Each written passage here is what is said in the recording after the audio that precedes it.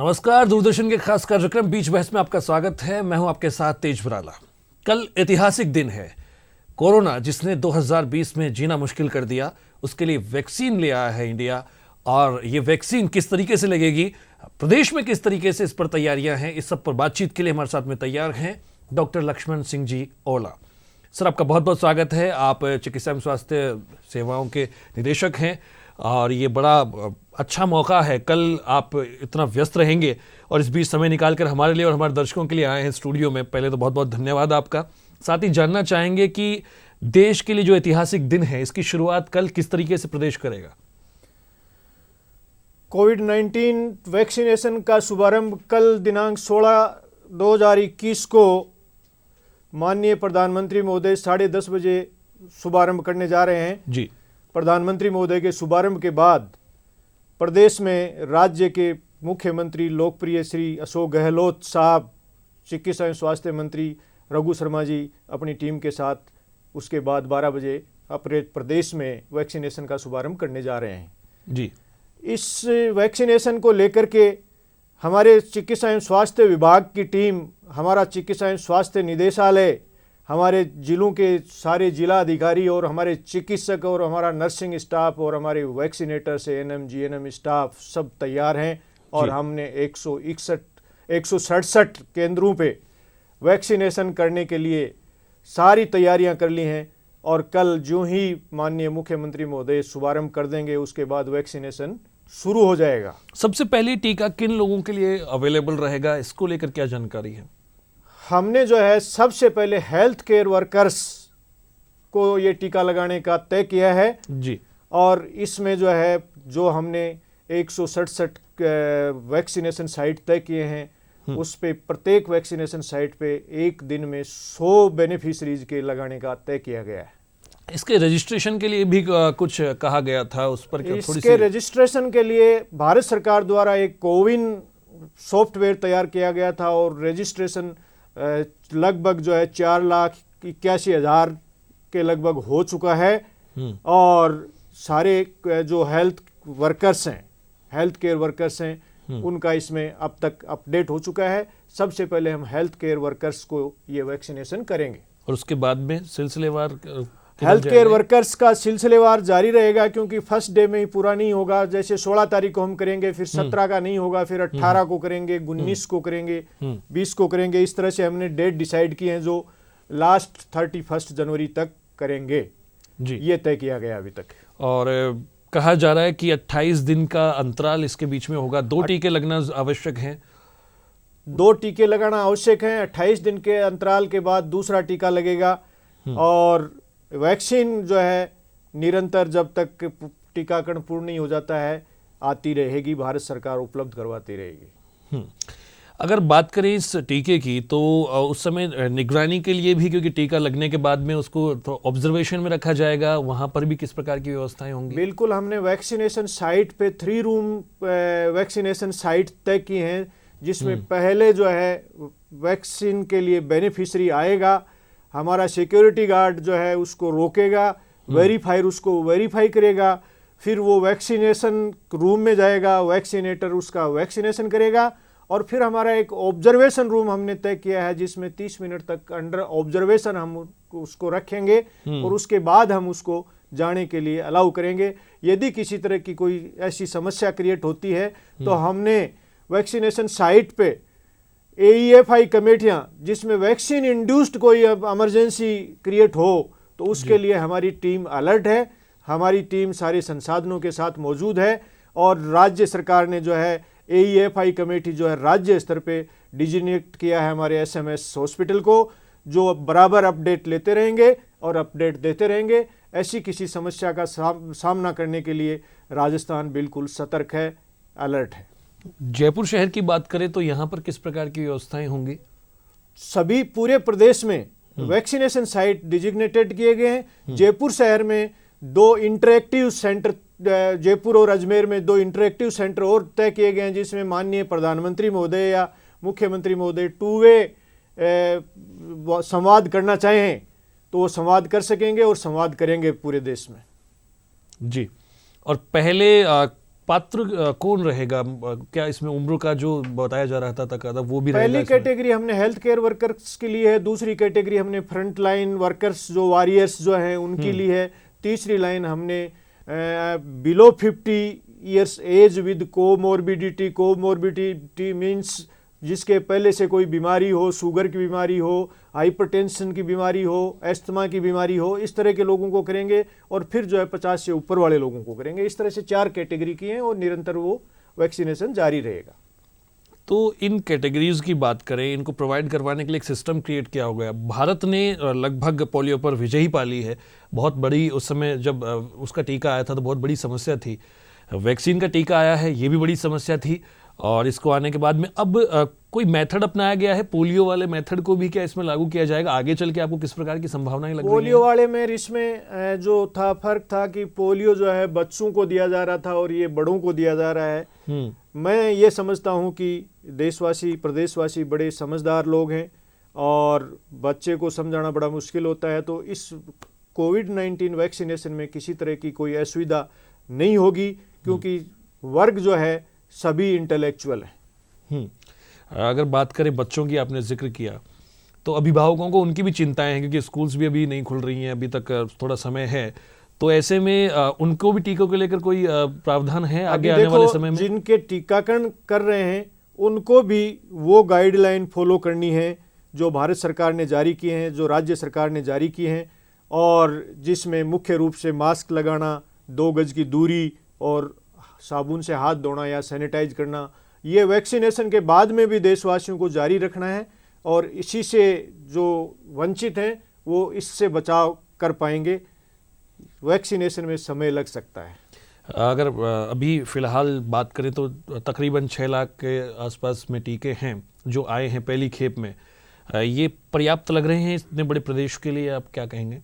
ये अभी health care workers के जितना ही कोटा भेजा गया है, इसमें हम अभी आधे जो वैक्सीन के डोज हैं वो लगाएंगे, आधे हम सुरक्षित रखेंगे, जो 28 दिन बाद इन्हीं को यही डोज और यही बैच लगेगा। लेकिन भारत सरकार के द्वारा वैक्सीन निरंतर प्राप्त होती रहेंगी जो अनुमानित है। तो दूसरी खेप में क्या कुछ नए प्रावधान होंगे या और गाइडलाइंस भी जुड़ सकती हैं? अभी के लिए तो फिलहाल मास्क की बात कही गई है। पहली जो खेप आई है और इसमें जो वैक्सीनेशन किया जा रहा है, इसमें यदि किसी तरह की कोई समस्याएं उभर के आएंगी तो उन समस्याओं के समाधान के लिए भारत सरकार अलग से गाइडलाइन जारी करेगी और उन गाइडलाइन का पालन होगा। अगर बात करें सरकारी अस्पतालों की, तो वहाँ पर ये अवेलेबल रहेगा। प्राइवेट सेक्टर में भी आगे चल के इसका कुछ आसार लग रहे हैं लोगों तक ज़्यादा रीच करने के लिए?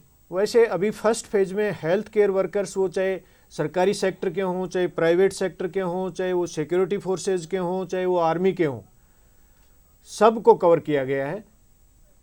दूसरी फेज में जो है, जो फ्रंट लाइन के जो वॉरियर्स हैं उनको लिया गया है, जो मैंने आपको बताया। तीसरी चौथी फेज भी 50 और कोमोर्बिडिटी और 50 से ऊपर वालों को लिया जाएगा जी। लेकिन वैक्सीनेशन जो है निरंतर अभी जारी रखने का है। प्रदेश स्तर की बात करें तो कितने केंद्र बनाए गए हैं मोटे तौर पर, और उनमें फिर किस प्रकार से नोडल अधिकारी कौन रहेंगे, कहां पर शिकायत कर सकते हैं? थोड़ा सा विस्तार में जानना चाहेंगे सर। प्रदेश स्तर पे 167 केंद्र बनाए गए हैं और बड़े जिलों में 10 से 15 सेंटर भी मिले हैं, तो छोटे जिलों में 3 सेंटर भी मिले हैं, और पास के जो वैक्सीनेशन साइट हैं उनको उनके अटैच कर दिया गया है। इसलिए मेरे ख्याल से हेल्थ केयर वर्कर्स के कोई असुविधा नहीं होगी। फर्स्ट फेज सिर्फ हेल्थ केयर वर्कर्स की है।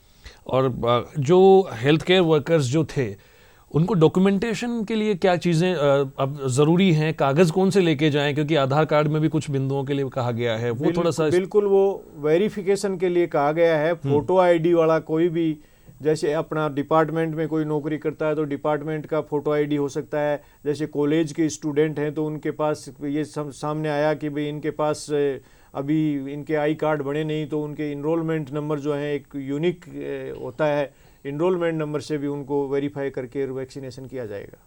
और आमतौर पर किसी को मान लीजिए कुछ छोटी मोटी बीमारियां हैं, तो क्या उनको अवॉइड किया जाएगा, या ऐसी कौन सी बीमारियां हैं जिनके तहत में हो सकता है उनको टीका नहीं लगाया जाए? जो फार्मास्यूटिकली जिनके कोई रिएक्शन रही हों, किसी भी मेडिसिन से रिएक्शन रही हों, या कोई तरह का एलर्जन रहा हो, या जो ये महसूस करता हो कि मेरे इस वैक्सीनेशन से पहले जहां मैंने लगाया और हुआ तो दूसरे में वो अवॉइड कर सकता है जो 28 डेज पे होगा। इस तरह की जो है, या फिर जैसे ज्वलंत कोई बीमार हो गया एकदम ही, जिसके तेज बुखार आ रहा है, बदन दर्द है, या कोविड-19 लाइक कोई सिम्टम्स आ रहे हों, तो वो उनको अवॉइड किया जा सकता है। और राजस्थान के अंदर जिस प्रकार से ड्राई रन किए गए 2 चरणों में, आपने बहुत पास से उसे देखा है, करीब से देखा है, तो उसका अनुभव कैसा रहा ड्राई रन का? ड्राई रन में हमारा अनुभव ये रहा, ड्राई रन में हमारे जो वैक्सीनेशन जो टीम थी 5 लोगों की, उसमें पूरा उनका जो है स्मूथली जिस तरह से चलना चाहिए, किसी तरह की उन्होंने कोई असुविधा महसूस नहीं की। सिर्फ कोविन जो सॉफ्टवेयर है हमारा, जो कई जगह इंटरनेट की प्रॉब्लम आई, बाकी किसी तरह की कोई प्रॉब्लम नहीं आई। कुछ जगह प्रॉब्लम आई तो हमारी टेक्निकल टीम ने उसको रिमूव कर दिया। और क्या अब वो कहीं ऐसी दिक्कत आती है तो कहाँ पर शिकायत कर सकते हैं? क्या कुछ व्यवस्थाएं उसके लिए की गई हैं? वहाँ पे हमारे सभी जगह कंट्रोल रूम बनाए गए हैं, हेल्पलाइन दी गई हैं, 181 दी गई है, 104 दी गई है, 108 दी गई है। ये हेल्पलाइन जो हैं इन पे 181 पे भी शिकायत कर सकेंगे। और हमारे जो है सारे डीएलओ जो डिस्ट्रिक्ट लेवल के अथॉरिटीज ऑफिसर्स हैं, वो सब इसके लिए तैनात रहेंगे। आपके डिपार्टमेंट के साथ में एडमिनिस्ट्रेशन में किस प्रकार का योगदान रहेगा इस पूरी प्रक्रिया में? क्योंकि ये बड़ी बहुत ऐतिहासिक प्रक्रिया होगी, क्योंकि जिस तरीके से अब वैक्सीन आई है और 2 टीके लगने हैं, तो बराबर 28 दिन तक उसको ऑब्जर्वेशन में भी कोई चीज़ें आ सकती हैं, बहुत सारी चीज़ें होंगी। तो हमारे इस पूरे अभियान में शुरू से लेकर के अब तक हमारा ICDS department, WCD, energy, education, power, home, ये सभी हमारी जो स्टेट की स्टीयरिंग कमेटी जो चीफ सेक्रेटरी महोदय की अध्यक्षता में होती हैं, उनकी अध्यक्षता में बराबर 3 मीटिंगें हो चुकी हैं और सब आपस में एक दूसरे से तालमेल रखते हुए अपने अपने दायित्वों का निर्वहन कर रहे हैं और अपने अपने दायित्वों को अंजाम दे रहे हैं। इसमें सभी विभागों का पूरा सहयोग रहेगा, पंचायती राज हो चाहे होम हो, ये सभी जो है एक दूसरे से मिल करके और काम कर रहे हैं और इसमें सहयोग कर रहे हैं। क्या अलग अलग राज्यों से भी इस पर सलाह मशवरा की गई है? किस प्रकार से वहाँ से भी कुछ हेल्प इस मॉड्यूल को लागू करने में मिलेगी? क्या लगता है? ये क्या है कि या सब क्षेत्रफल के आधार पर, अपने लोगों के आधार पर? क्षेत्रफल के आधार पे भी जो है, राजस्थान का भौगोलिक स्थिति कुछ डिफिकल्ट है, लेकिन ऐसा हमें कहीं महसूस नहीं हुआ। और हमने भौगोलिक स्थिति के मद्देनजर भी सभी जगह कल जैसे हमने वैक्सीन बहुत आसानी से पहुंचा दी है, उसी तरह से हमें पूरा भरोसा है कि हमारे डिस्ट्रिक्ट ऑफिसर्स जो हैं आज बड़ी आसानी से हमारे वैक्सीनेशन साइट जो तय किए हैं उन पे पहुंचा करके वैक्सीनेशन करवा लेंगे। जी, टीका लगने के बाद में आप जो टीका लगवाएंगे उन लोगों के लिए, उन हेल्थ वर्कर्स की जिनकी बात कर रहे हैं आप, उनके लिए कुछ चिकित्सकीय गाइडलाइन है? किस प्रकार से वो क्या आम जीवन, जनजीवन की तरह वो आराम से जी सकते हैं, दैनिक रोजमर्रा के कार्य कर सकते हैं, या फिर उन्हें ठहरना होगा, क्वारंटाइन रहना होगा? किस प्रकार से, थोड़ा सा डिटेल में जानना चाहिए। टीका लगने के बाद ऐसी कोई गाइडलाइन नहीं है। आधे घंटे बाद वो अपनी रूटीन की सारी एक्टिविटीज कर सकते हैं। उनको जो कुछ भी यदि कोई डिफिकल्टी 1-2% कहीं होती है, तो कई बार क्या होता है कि भय से भी आदमी हो जाता है। कई बार इंजेक्शन साइट पे प्रिक करते हैं तो प्रिक से भी जो है कुछ एंजाइटी में चला जाता है। इस तरह की कोई प्रॉब्लम आएंगी तो हमने आधे घंटे उसको जो है ठहराने की ऑब्जर्वेशन रूम में व्यवस्थाएं कर रखी हैं और हमारी टीम तैनात है वहाँ। तो आपने बात कही थी कि रजिस्ट्रेशन के लिए साइट का एक तो जरिया बताया था आपने कि वहाँ पर वो ऐप बनी हुई है कोविन, उसके अलावा भी कुछ लोग हो सकते हैं जो इस्तेमाल नहीं कर पाए हों ऐप को, नहीं, तो उनके लिए उसमें क्या है कि यहाँ तक सुविधाएं हैं। उसमें जो ही इंजेक्शन लगेगा तो आपके मोबाइल पे इंजेक्शन लगते ही मैसेज आएगा और आपके मैसेज के साथ अगली डेट आएगी और सेशन साइट आएगी कि आपको कहाँ, किस डेट को किस साइट पे करवाना है। इतना अपडेटेड ये हमारा जो है कोविन सॉफ्टवेयर है वो है। जी, कोरोना पॉजिटिव जो लोग हैं उनकी संख्या भी लगातार गिर रही है और प्रदेश में इसने इतनी मार नहीं की है। ये किस प्रकार का संयोग आप देखते हैं राजस्थान के प्रति अगर बात करें तो? आप सभी को मैं ये बताना चाहता हूं कि कोविड-19 के खिलाफ युद्ध में जिस तरह से हम एक नए मोड़ पे आए हैं और कल से जो है प्रदेश में अपन वैक्सीनेशन करने जा रहे हैं, इसमें क्या है कि कोरोना वॉरियर्स को, सबको, हेल्थ केयर वर्कर्स का तो जज्बा कहने लायक है, उनको सैल्यूट है, लेकिन कोरोना वॉरियर्स अग्रिम पंक्ति के जिन्होंने मार्च से लेकर के अब तक 9 महीने में जिस जज्बे के साथ कोरोना को हराने के लिए और ये जीत की जिद जो पकड़ रखी थी जी, आज उस मुकाम पे लाके छोड़ दिया है। और हर सूरत में जिस तरह से कोविड-19 के संक्रमण में हमने देश में मिसाल कायम किए हैं, उसी तरह से हमारे माननीय मुख्यमंत्री महोदय के नेतृत्व में हम वैक्सीनेशन में भी मिसाल कायम करेंगे। ये हमें पूरा विश्वास है और हमारे नेतृत्व पर हमें पूरा विश्वास है कि इनके नेतृत्व में हम कोरोना पे कंट्रोल कर लेंगे। सर, आयुष मंत्रालय ने भी अपनी गाइडलाइंस जारी की थी हाल ही में कि किस तरीके से आप पोस्ट कोविड भी आयुर्वेद को अपनी ज़िंदगी का अभिन्न अंग बना सकते हैं और उससे बच सकते हैं। तो क्या टीका लगाने के बाद में भी वो तुलसी और गिलोय जो सेवन किया है लोगों ने कई लंबे समय तक और एक नई पुरानी परिपाटी को मैं कहूँगा वापस से जीवित कर दिया है, लोग उस तरफ जाने लगे हैं, उस पर क्या कुछ कहेंगे? क्या वो जारी रख सकते हैं उसको बिना कोई दिक्कत? देखो, ये एक पद्धति होती है, ये प्राचीन पद्धति थी। प्राचीन पद्धति जो है, प्राचीन काल में जिस तरह का वातावरण, जिस तरह का रहन सहन, जिस तरह का खान पान था, उसके अनुसार ही बॉडी की इम्यूनिटी थी और शरीर जो है अपने आप में हर इन्फेक्शन के लिए लड़ने के लिए तैयार रहता था। वहाँ क्यों जाएं, आपके दूरदर्शन में भी देख लो, ये संसाधन जब शुरू हुआ जब नहीं थे, और आज इतने संसाधन है कि आप यहाँ बैठे जो है किसी भी दूर दराज के जिले में जोड़ लेते हो और दूर दराज के जिलों में सारा प्रसारित कर देते हो। तो ये भारतीय प्राचीन पद्धति को अपने बराबर महत्व देते हुए चलना चाहिए। उनका क्षेत्र अलग है, वो अपने क्षेत्र में एक नवाचार कर रहे हैं, बिल्कुल वो धन्यवाद के पात्र हैं, नवाचार करने चाहिए। लेकिन ये एलोपैथी जो इससे निकल करके एक रिफाइंड प्रक्रिया आई, एक माइक्रोनाइज्ड प्रक्रिया आई, ये एक अलग तरह का डेवलपमेंट था, आविष्कार था और उसी का पार्ट इस तरह से वैक्सीनेशन तैयार करना। और जिस तरह से अपन ने पोलियो को हरा दिया 2011 के बाद, आज एक भी केस पोलियो का नहीं आ रहा है, तो ये सारा एलोपैथी की देन है। सर, जैसे सपोज कीजिए कल किसी को टीका लगता है, 16 जनवरी को टीका लगता है, 28 दिन के बाद उसको दूसरा टीके के लिए बुलाया जाएगा। इस बीच में क्या उसे उसी के ऊपर छोड़ दिया जाएगा या फिर बीच में भी उसको कुछ केयर के लिए कुछ व्यवस्थाएं हैं, या वो अपनी फीडबैक, कोई शिकायत हो या कोई उसकी नीड हो, उसको जानना हो कुछ, तो बात कर सकता है? तो ऐसी कोई हेल्पलाइन अपन ने क्रिएट की है? बिल्कुल, हेल्पलाइन जो मैंने बताया आपको 181 हेल्पलाइन है। और मैंने आपको ये बताया कि हमारी जो है वैक्सीन इंड्यूस्ड जो रिएक्शंस हैं, AEFI कमेटी जो है बनी हुई है, वो स्टेट लेवल तक हमारा medical college, SMS medical college जो स्टेट का शीर्ष संस्थान है, यहाँ के हमारे सारे विशेषज्ञों को, जिसमें कार्डियोलॉजिस्ट, न्यूरोलॉजिस्ट, पल्मोलॉजिस्ट, फिजिशियंस, इनको चेस्ट फिजिशियंस, सबको इन्वॉल्व करके कमेटी बनाएगी और ये लोग स्टडी करेंगे और ये लोग ऑब्जर्व करेंगे और ये लोग फीडबैक देंगे। और मैं ये मानता हूँ कि हमारे ज़िलों में जो हमारे फिजिशियंस, हमारे सर्जन्स, हमारे चेस्ट फिजिशियंस, हमारे न्यूरोलॉजिस्ट, जहाँ जहाँ मेडिकल कॉलेजेज हैं वहाँ बैठे हैं, ऐसी कोई समस्या आएगी नहीं किसी भी आमजन के।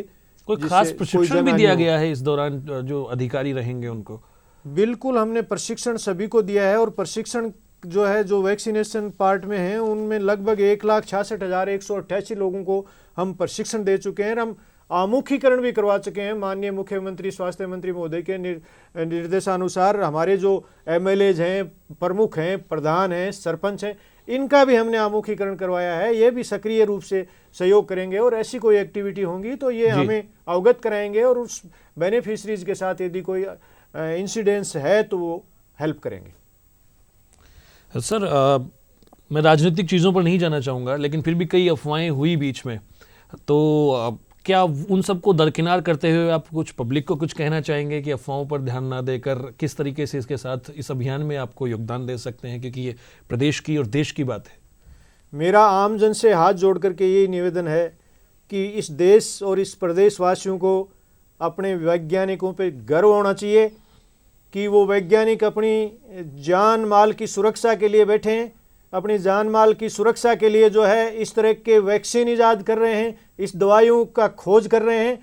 किसी तरह की भ्रामक जो भी बातें आए उनमें नहीं आए, ऐसा कुछ नहीं होने वाला है। सारी वैक्सीन टेस्टेड होके आई हैं। उन वैज्ञानिकों को सबको मिल करके सैल्यूट करना चाहिए, जिससे अपन जो है कोरोना को शीघ्र से शीघ्र हरा सकें। और जिस तरह से अपन ने बहुत सारी बीमारियों का उन्मूलन कर दिया है, चेचक, पोलियो वगैरह, कुष्ठ रोग वगैरह, उसी तरह से एक दिन इसका भी उन्मूलन कर दें। सर, आप स्वयं बड़े ऊर्जावान लग रहे हैं। इस पूरे विषय पर बहुत मेहनत आपने की है। आप ऐतिहासिक है अपने आप में, ना सिर्फ जो वैक्सीन है वो ऐतिहासिक है, बल्कि आप लोगों की तैयारियां भी वाकई में ऐतिहासिक है, जिस तरीके से आप बता रहे हैं।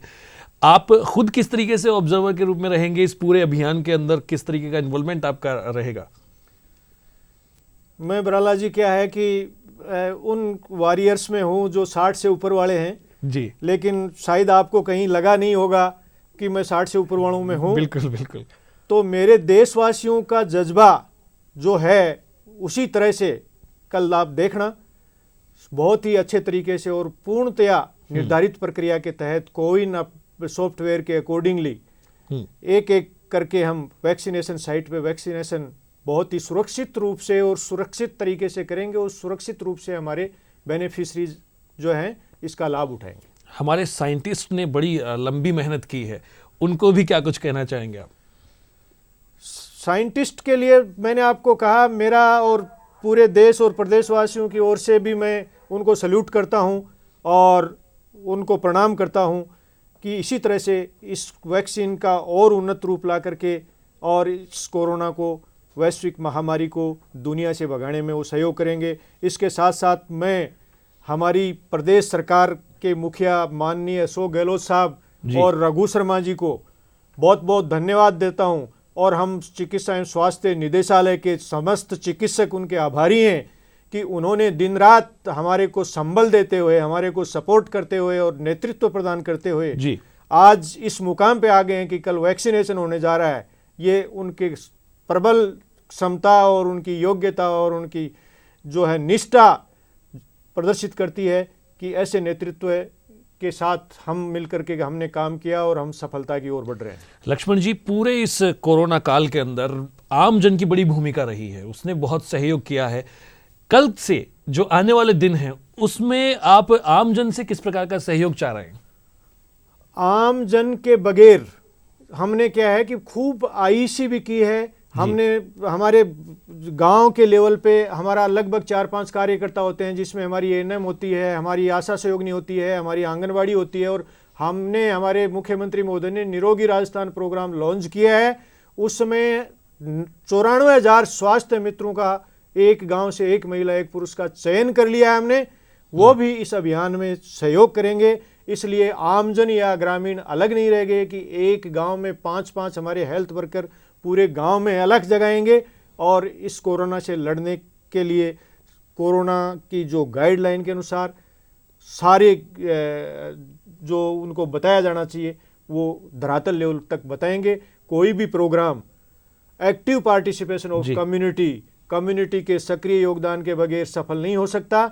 मेरी यही सबसे आग्रह है, अनुरोध है कि आम जन जो है सब आगे बढ़ करके इसमें सहयोग करें, जिससे जल्दी से जल्दी सभी को वैक्सीनेशन हो और इस कोरोना को हराया जा सके, इस जंग को जीता जा सके। और इस जंग को जीतने में राजस्थान ने जिस तरह से मिसाल कायम किए हैं, उसी तरह से वैक्सीनेशन में मिसाल कायम करे, ये हमारी मुख्यमंत्री की भावना है। लक्ष्मण जी, ये हम सभी की भावना है और ये जन भावना है। जिस प्रकार की मेहनत आपने की है इस ऐतिहासिक कॉज के लिए और जो ऐतिहासिक तैयारियां आपने की हैं कल के दिन के लिए, उसके लिए बधाई के पात्र हैं आप और पूरा चिकित्सा विभाग।